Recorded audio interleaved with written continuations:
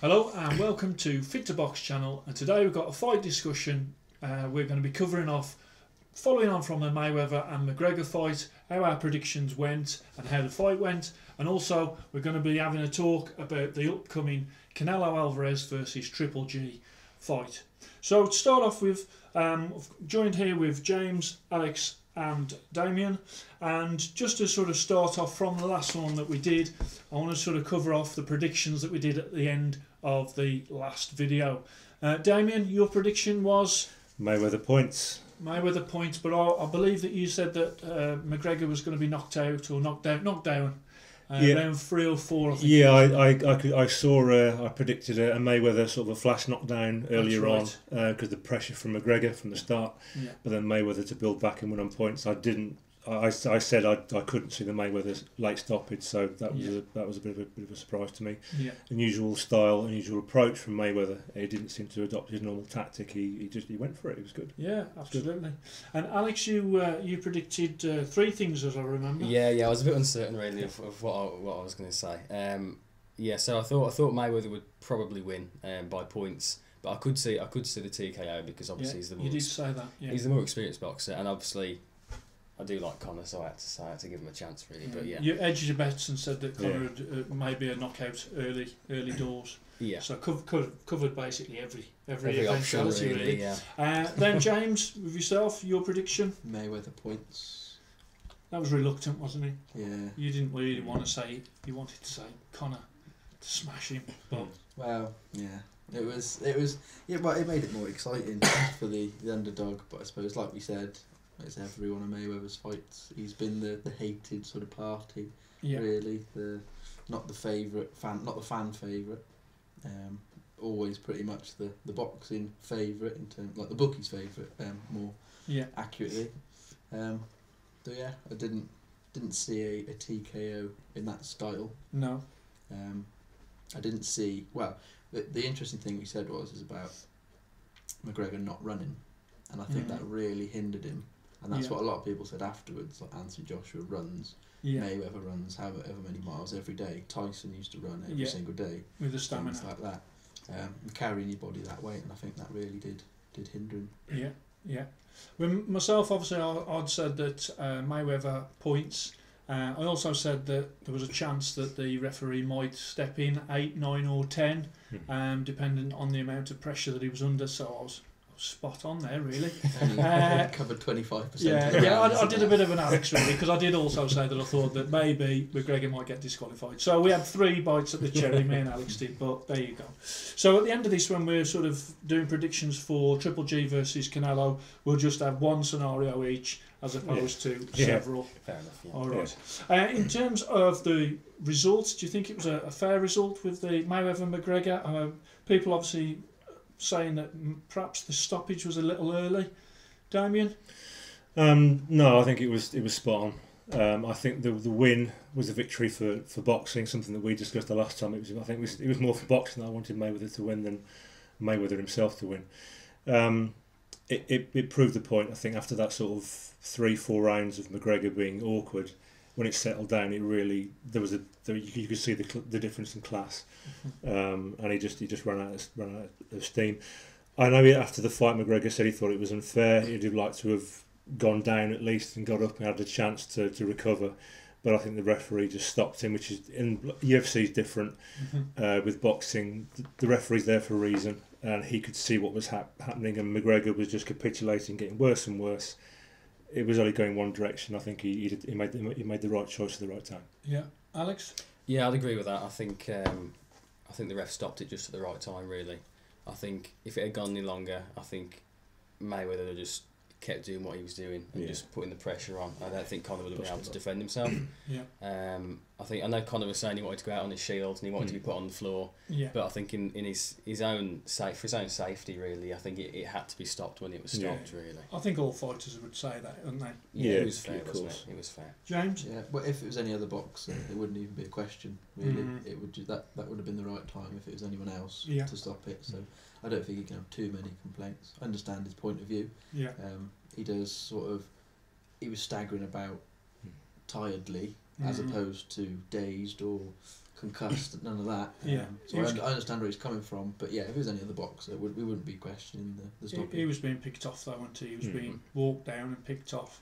From my own point of view, I actually didn't realise how much I cared about it. Because at first I just thought it's going to be a circus. Then I thought, well, I'll watch it. But actually, in reality, I was there. My mate was there, and I was up off my sofa and I was shouting because I wanted to see him on his back. Because during the whole process, I felt that there'd been a lot of disrespect towards boxing.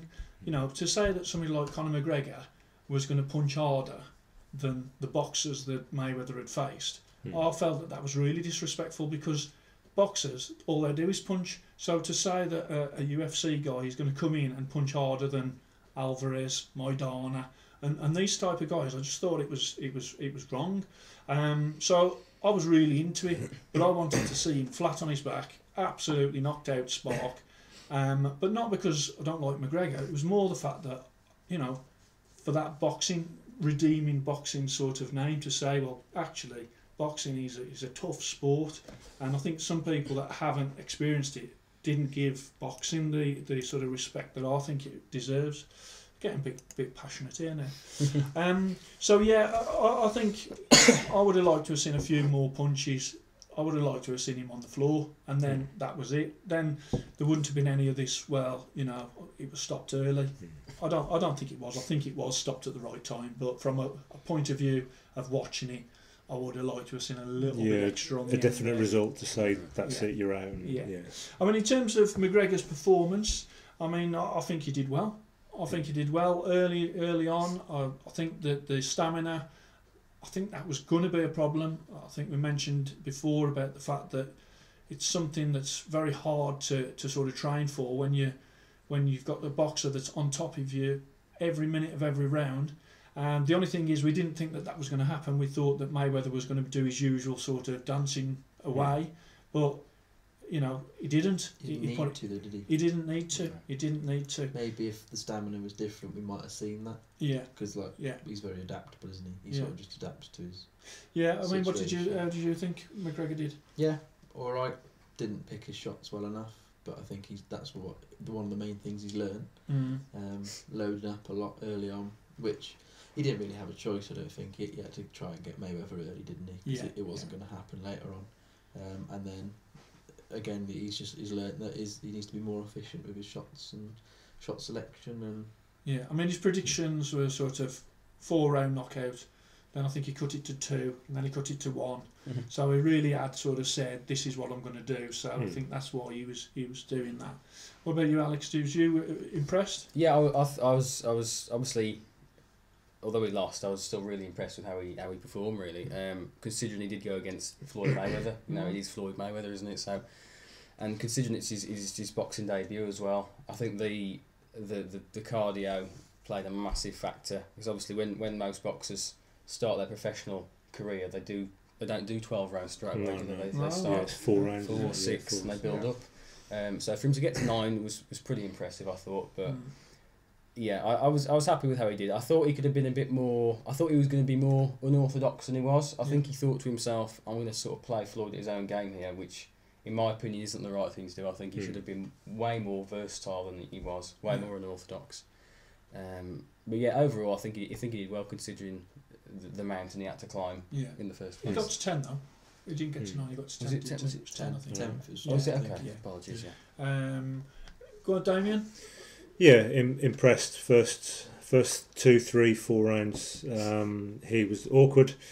Like I said in the previous discussion that we had, like with Tyson Fury and Klitschko, he presented Klitschko with something that you hadn't seen before, and he didn't know how to handle it. And I thought that was the way it was going to go. It was just unusual style. He was able to catch Mayweather with shots that we don't normally see Mayweather get caught by. So I was impressed. Don't take away that side of it. However, I will add, I don't think that the Mayweather that we saw on that night was anywhere near the best Mayweather that we saw take on Alvarez. Yeah. He wasn't as sharp. His movement wasn't as good. He wasn't as defensively slick. He didn't need to be though, did he? He didn't need to be, but it was more of a fight where he decided. I think he just sort of thought after the 3rd, 4th round, "I'm going to plant my feet, march you down, and just beat you up." and he couldn't miss. Yeah. But yeah, McGregor for what that transition, first fight taking on someone like that, hats off. He gave it a good go. Yeah, he certainly did, and he built the fight up superb as well. I mean, there was so much interest in the fight, and a lot of that was down to him and what he was saying. And I think he genuinely believed that he was going to win as well. I don't think it was just for show. Yeah. What about Damien? What about Mayweather's performance then? Do you? Yeah, just tagging on to what I was saying there. It was not as crisp, not as slick as what I'd expect to see, but. I thought it was all a bit of verbal. Like you said, he's been out of the game 2 years. He's not the man he was. Maybe he was telling the truth. But as you pointed out, maybe he didn't need to be. But he just didn't seem the usual sort of sharp reflexes, getting away from it. Unless he thought he didn't need to for whatever reason, he wanted to stand there and fight. But I can't imagine him fighting that kind of a fight. If it had been Pacquiao or Alvarez, I think he would have got blown away. Oh yeah. So I think that tactic, whether it was just he couldn't do it or it was just a tactic, it was just a different Mayweather. Yeah. But he did what he had to do, soaked up the pressure early on, got through that patch, and then he just right, here we go, and he just turned the pressure on, and Mayweather just ran out of gas, and he just went, and just steamrolled him in the end. Yeah. What about you, Alex? Yeah, I agree that obviously Mayweather probably wasn't as good as he has been in the past, but I thought his game plan was really good, because the way I saw it was Conor was sort of working from a range, because obviously they do work from a more of a distance, don't they, in MMA? Yeah. I think what Floyd did was he realised that Conor was good at that range. So what he did, he just closed the range and made Conor fight in a range where he just wasn't comfortable fighting in. Like sometimes he'd go back into the ropes, which makes Conor come into his range, and then later on in the fight he would obviously close Conor down, and Conor would be backstepping, realising he can't get the range, and then he just put the pressure on so Conor just couldn't do anything to fight back, could he? Yeah. Because of course your prediction, your bold statement from the off was that Conor was going to do something that changed the game of boxing. I don't think that actually did. No. No. Well, to be fair, I thought he might be sort of the character to change the game. I didn't think he'd maybe, he could bring different things in, but I thought his character would be, and he's sort of like him as the person would be sort of like a game changer in combat sports, but maybe not this fight. Yeah, James. Very, very efficient. Like what Alex just said about closing the range. There was a few times I remember specifically where he sort of just tucked up and absorbed. Maybe could have retaliated. Didn't retaliate with 4, 5, 6 punches, but 2 or 3 really good ones, really well placed ones. A very efficient performance. Well, from my point of view, I mean, he didn't fight like Mayweather. No. Because Mayweather normally sort of makes people miss counters and then moves, and a lot of the other fighters that he's fought have said that have accused him of running. But the fact that he walked down a guy that was 20 pounds heavier than him, taller, longer, younger, and he just walked him down. And I think that was just testament to boxing stamina. The fact that he just knew, and if you listened in the corners as well, there's a great episode of the sort of the All Access, the epilogue, and it just, they show you in the corners, and the Mayweathers are just like, he's going to tire soon, that's it. And they were just so confident that was going to happen, and that was exactly what they were waiting for him to do. And that's why he just started to walk him down. And I just thought it was ace, the way that he didn't fight the way he normally did, because he was that confident that he was going to be able to just outlast him. I was speaking to Mark Lloyd, the professional boxer who actually sort of ex-pro that's sort of at our gym, and he was saying that when he's sparring people now, even if they come on for the first few rounds, he knows that he's going to outlast them in the sparring, and he'll come on strong, and it's exactly the same. And I think Conor McGregor did say about sort of it was composure. I think he was saying. He did. He said one of the most composed people that he's ever faced. That he said he didn't seem to punch that hard, or he didn't think it was that quick. But he said, man, he was composed. Yeah. And that's experience. Experience. And I think Canelo Alvarez, when he fought Mayweather as well, he said pretty much the same, that the difference between me and him was he was just so experienced, and that was what was the deciding factor. Because of course at the time, Canelo Alvarez was obviously young, but now Canelo Alvarez has grown. He leading nicely on to this massive fight between him and Gennady Golovkin, and Alvarez is a pure boxing superstar now. He's top of his game, and so is Triple G. So we're just going to come on to that. We'll get some predictions at the end, but just training camps. We've been watching a lot of footage. I have, and I'm sure yourselves have as well, in terms of the two camps. James, what do you reckon of what you've seen? Triple G looks in better shape than he has done for the last couple. There's talk of him not taking the last few very seriously and not being able to get up for the likes of Kell Brook, 2 weight divisions below him and things like that. But I think he's taking this one a lot more seriously. Canelo seems to have sort of got him geared up a little bit. I follow them both on Instagram and things like that. I think Triple G posted a picture today of him all tensing up and looking ready. Yeah, they're in great shape. Stuff like that.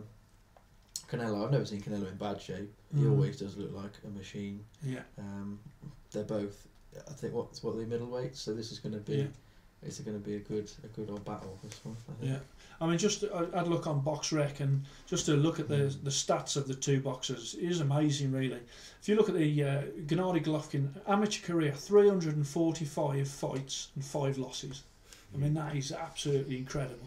So it's only second to Lomachenko as sort of the overall best record ever is. Yeah, what an amateur career the guy had, and then obviously he's got his 37 fights, no losses, no draws, and KO percentage of 89%, which is mad. But then you look at Canelo, and he started boxing at the age of 13, and between 13 and 15. He did 44 amateur wins and 2 losses. He must have been fighting every week. That's crazy. And he turned professional when he was 15 years old. And obviously his record now is 49 wins, 1 loss, 1 draw out of the 51 bouts. And he's got a KO percentage of 67. I mean, these two guys are top of the game. This is not a sort of a McGregor, Mayweather sort of event. This is a proper fight that we've got here.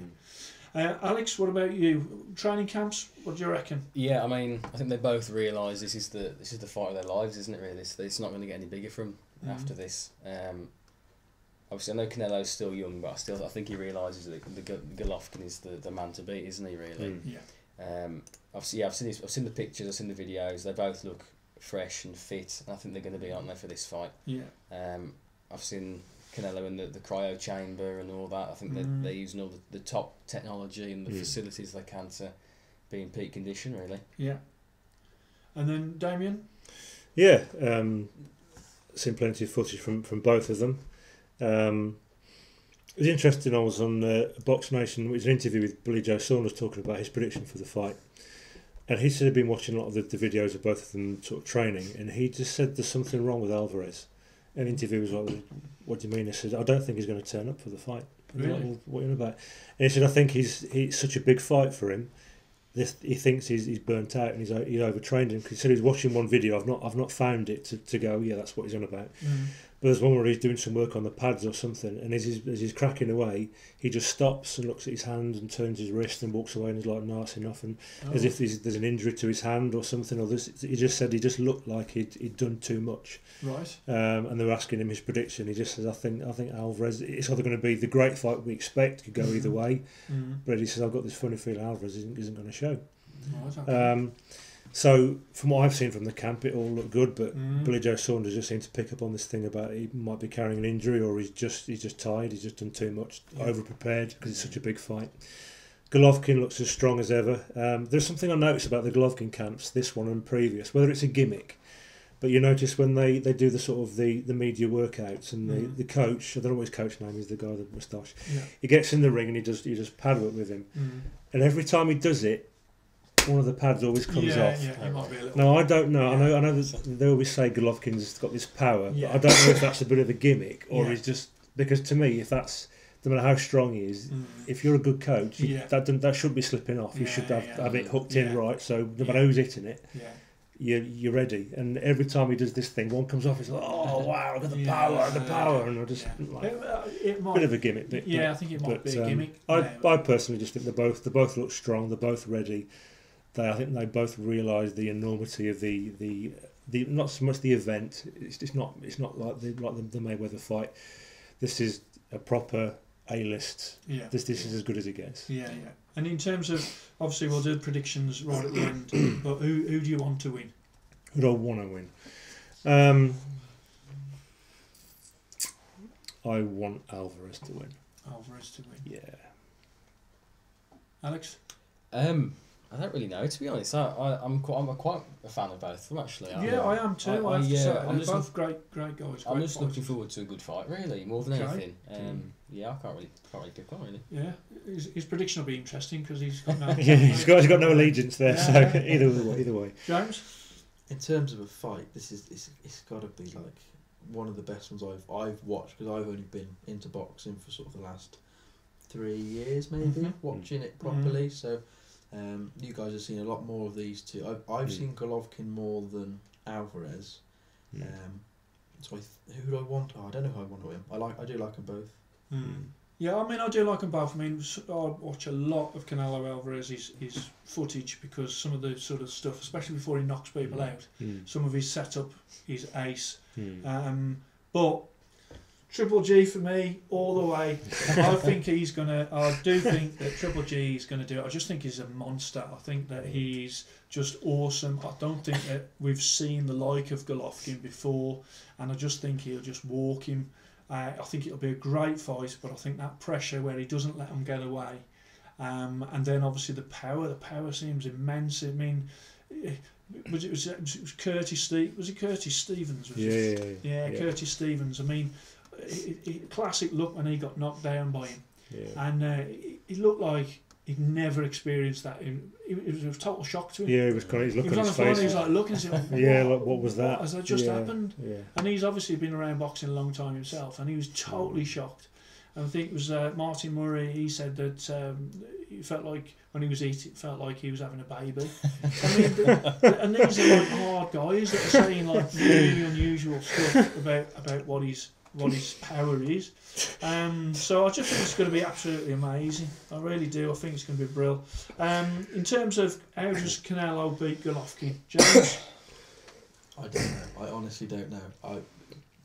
Golovkin is just like a wall that's just coming towards you, and you just can't get through it. The ones that I've seen of him is when he's been on the receiving end of what would normally be a knockout punch, takes it, and then knocks the other guy out. Yeah. And like I said, he's like something we've never seen before. So it's going to be a very, very special fight for Canelo to win this one. Yeah. I think it's going to have to be an all-out war, and he's going to have to match him sort of every punch, every step. But there's no answer to how you beat Golovkin, is there really? Is there? Alex might have the answer. No. Yeah, I mean, I think Canelo's got a really good shot actually at beating Golovkin. I think that Golovkin, obviously, he does his best work when he's pressing forward, and he doesn't take a step back, does he? He presses forward, and I think he's really powerful when he's right at the end of his punch. So right at the end, that's when it connects. That's when the most power's there. Yeah. Whereas Canelo, he plants himself down. He doesn't really take a step back. He doesn't really go forward, but he lets you come to him. I think if Golovkin will come to him, which he obviously will, I think Canelo might just stand there, and I think Canelo's really, his upper body, he's really good defensively with his head movement and he's sort of his shoulder rolls and stuff. He is, I think if Canelo can stand there and he can defend well, and the thing for me is Canelo's combinations. I think he fires off 3, 4, 5, 6 punch combinations, and I think if he can do that enough, because they're hard. I'm not saying they'll knock Golovkin out because he doesn't seem to be able to be knocked out. But I think if he can hit these punches hard enough, I think he can tally up the points, and as long as Canelo doesn't get knocked out, I think he's got a really good shot. Yeah, but them uppercuts as well. Alvarez's uppercuts are awesome. Absolutely awesome. Damien? How does Alvarez beat Golovkin? I think Golovkin's already lost. I'll say it here and now. I think he lost to Jacobs. Nice. I don't know. Jacobs thought that. I know a lot of people thought that too. He can be outboxed. I think he's a monster in his machine, but he's a fighter, not a boxer. That's a bit of a bold statement, but I think you beat Golovkin with a jab. Alvarez can fight, but he also can box, and I think Jacobs, even though he went down early on, He found that formula where the guy that follows you, the best way to keep them off is a jab, and you keep them out of range, because if they've got to get to you, obviously they'll corner you off, and at some point you're going to have to tuck up, but you use the jab. It's the best weapon in boxing. You use the jab, you follow up with 3, 4, 5, move, get out of the way. Jab, 3, 4, 5, move, get out of the way. I think Alvarez can do that. He's the sort of guy that can do that to him. Jacobs made that statement at the end of the fight. He just thinks it was politics, because the money involved of those two coming together, they wouldn't allow Jacobs in any way, unless he knocked him out cold, for Golovkin to lose that fight. I mean, that's his idea. I do think that. I know there's different opinions there, but I think Alvarez, there's it's been laid out. I think he can outbox. He can end of the jab, few stiff rights, follow up, move away, just repeat. Jab, punch, move, repeat. Just keep doing that. I think he does it. So what about Golovkin beating Canelo then? The other way around. He fights him on his chest. He does what he does best. You watch a lot of the footage in the Martin Murray fight. I've watched it again recently. He does this unique thing when he punches. I've never seen anyone else really do it. There's a light heavyweight, Beterbiev, if you've seen him. He does a similar thing. They screw the punch down on top of the head, whereas most guys you punch straight, or you do straight punches. He seems to do this thing where he raises himself and he gets them, and he gets you on your crown of the head and knocks the head into the shoulders, and you can see the bone shaking. It's so concussive, rather than the head going up and backwards. He almost like stuffs the head into the shoulders, and he punches down, and it's like hands of concrete. The way he batters down on guys. So I think that's just how he gets Alvarez. But Alvarez can do it too. We saw what he did to Khan. He spun him around on the spot. Kirkland, the guy cracked him right hand, spun him around, absolutely out cold. He's got that sort of power too. So if Golovkin engages, it could go either way. But I think that's how Golovkin gets to Alvarez. Is the usual, the pressure, and he just pounds him. But walk him down. Alex? You see, I think that if they get too close, I think Canelo's got the upper hand, because I think he's really good tight. I think he's really good at doing the combinations. I think that Golovkin's best chance is to, like I said, is to hit Canelo right at the end of his reach, and because I think I presume Golovkin's bigger, is his reach? Is Golovkin got more reach than Canelo? I'm not sure on stats. When I've got on BoxRec, I've got height, but I'm not sure. The same. Reach. I mean, reach is 17.5 for Alvarez. Golovkin says 70. So nothing really in it. No. I mean, I don't know. I think that Golovkin his best chance is to sort of work at sort of a slightly further away range. I do think Canelo's better closer. But he, like Damien said, the pressure of Golovkin as well. Maybe Canelo can't handle the pressure.